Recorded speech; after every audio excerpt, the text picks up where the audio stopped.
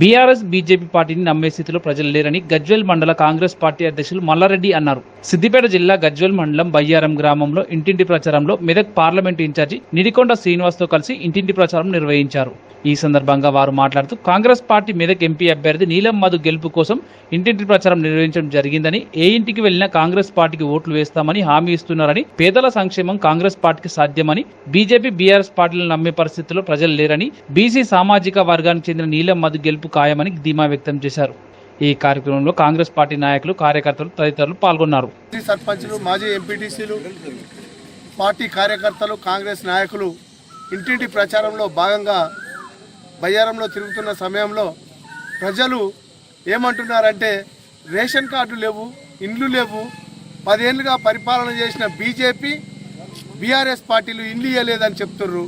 దానికి మా కాంగ్రెస్ కార్యకర్తలు మేము వచ్చినాం, ఇండ్లు ఇస్తాము, రేషన్ కార్డులు కూడా ఇస్తాము, రైతు రుణమాఫీ 2 లక్షల రూపాయలు చేస్తామని హామీ ఇవ్వడం వల్ల సంతోషం వ్యక్తం చేస్తున్నారు. ఈ ప్రభావం మెదక్ పార్లమెంట్లో నీలం మధు గెలుపు కోసం ప్రయత్నాలు 100% జరుగుతాయని తెలియజేస్తున్నాం. అంతేకాకుండా రామరెడ్డి ప్రజాసేవలో ఉన్నారు. ఇవాళ బీఆర్ఎస్ అభ్యర్థి మెదక్గా ఉన్నాయనే కలెక్టర్ అంటే ప్రజాసేవనే, మళ్ళీ దాన్ని వదిలేసి పార్లమెంటుకు చేస్తున్న ఆయన చిగ్గుచేటు. ఆయన కలెక్టర్గా ఉన్నప్పుడు వరేసుకుంటే ఉరే అన్నాడు. ఆయన తినేదేందో చెప్పాలి. అసలు ఆయనకి ఇక్కడ మెదక్ ప్రజలు, మెతుకుసీమ ప్రజలు ఓటేస్తారా? ఎట్లా నిలబడ్డాడో, ఆ టికెట్ ఇచ్చిన ఆయనే ఏ విధంగా ఇచ్చిండో, డబ్బు చూసి ఇచ్చిండు అనేది ప్రజలే అంటారు. దీనికి తార్కాణం మన నీలం మధు యువకుడు, ఒక పేదింటి బిడ్డ ఎంపీ అభ్యర్థిగా గెలవబోతాడు. ప్రజలు ఆదరిస్తున్నారు అనే విషయాన్ని తెలియజేస్తున్నాం. అంతేకాకుండా ఉప ఎన్నికల్లో రఘునందన్ రావు గెలిచి ఏమన్నాడు, నేను ఈ ప్రాంతాన్ని అభివృద్ధి చేస్తా అని అన్నాడు. ఒక్క జీవో అన్నది తెచ్చిండా? ఆయన మన దుబ్బాకలో ఒక ఇండ్లను పెట్టిండా? ఏ ప్రాంతాన్ని అభివృద్ధి చేసిండు? ఏం ఫ్యాక్టరీలు తెచ్చిండు? మోదీ తానికి పోయి ఇప్పుడు గెలిస్తే ఏం చేస్తాడు అనేది ఆయననే ప్రశ్నించుకోమని మేము ఇక్కడి నుంచి సవాల్ చేస్తున్నాం. ఏది ఏమైనా కాంగ్రెస్ పార్టీ రాహుల్ గాంధీ ఆధ్వర్యంలో, రేవంత్ రెడ్డి గారి ఆధ్వర్యంలో ముందుకు పోతుంది. ఇక్కడ జిల్లా అధ్యక్షుడు నరసన్న గారు అరనిశలు పనిచేసి కార్యకర్తలను సమయత్తనం చేసుకుంటూ ముందుకు నడిపిస్తుండు. ఏది ఏమైనా కాంగ్రెస్ పార్టీ ఈరోజు నీలం మధుకు బ్రహ్మరథం పడుతున్నారు.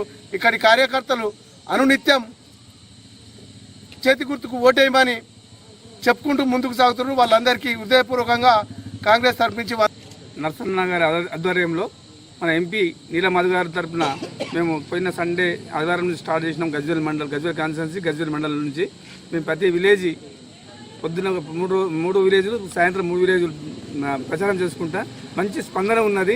పోయిన 10 ఏళ్ళు టీఆర్ఎస్ గవర్నమెంటు ఇండ్లు ఇస్తాను కానీ, పెన్షన్లు ఇస్తాను కానీ, వేరే ఎన్నో వాగ్దానాలు చేసి వాళ్ళకి ఏం చేయలేదు. రేషన్ కార్డులు కానీ, ఇండ్లు కానీ, పింఛన్లు కానీ, ఏవి కానీ మేము మన రాజశేఖర పేటలో పెట్టిన పింఛన్లు అప్పుడు దానికి వాళ్ళు 2000 రూపాయలు ఎక్కువ చేసి దాంతో పబ్బం కట్టుకురు. కాబట్టి వాళ్ళు భూ సమస్యలు కానీ ఏవి కూడా వాళ్ళు సరి చేయలేదు. కానీ మేము మొన్న మాకు అసెంబ్లీ కూడా మాకు బాగా ఇబ్బంది అయింది.